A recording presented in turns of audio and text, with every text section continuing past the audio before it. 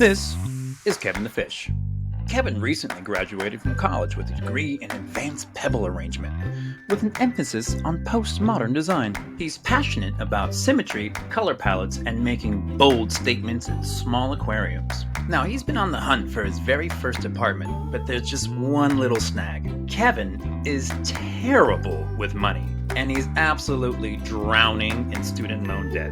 I mean, just last week, he spent his entire grocery budget on a single decorative shelf. So, unfortunately for Kevin, not only does it look like he's going to be eating a lot of ramen in the near future, he's also going to need some roommates. On the bright side, at least for him, in today's economy, both crippling debt and roommate hunters are pretty easy to come by. So say hello to Corinthia and Tobias. Corinthia's real name is Karen, but she got tired of people asking if she wanted to see the manager. So she changed it to Corinthia to sound more elegant and mysterious. She claims the new name helps her channel her inner self. Oddly enough, ever since the name change, she has been asking to see managers significantly more often. Now, Tobias here is actually European, and he used to tell people exactly which country he was from. But after being asked one too many times what part of America that was in, now he just says Europe. Of course, it doesn't help him that his accent is so neutral. Even people in his own country ask him where he's from sometimes. He even once tried to develop a regional accent just to make things a little easier, but all it gave him was an identity crisis and a mild twitch. For the most part, these three get along surprisingly well.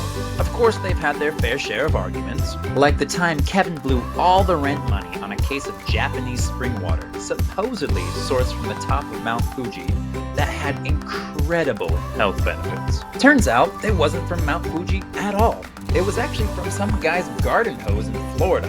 Also, it was contaminated. So yeah, the health benefits were non-existent. Then there was the time that Karen, Corinthia, let her cousin Phil crash on the couch for one night, which turned into 2 months because they were all too polite to tell him that he'd overstayed as well. And of course, we cannot forget the time Tobias tried cooking one grilled cheese sandwich later, and they all had food poisoning. After that incident, they made 2 household rules. 1, always keep extra toilet paper in stock, and 2, Tobias is never allowed near the stove again. But wait, what's that? Uh-oh, we've got a problem.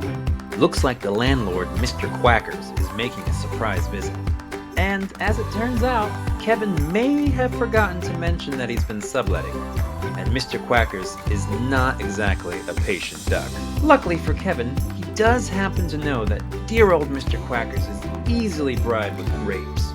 So, fins crossed it all works out. Alright, that's all for now. I hope you enjoyed this little bit of whimsy, and of course, I hope you have a wonderful day. Auf Wiedersehen.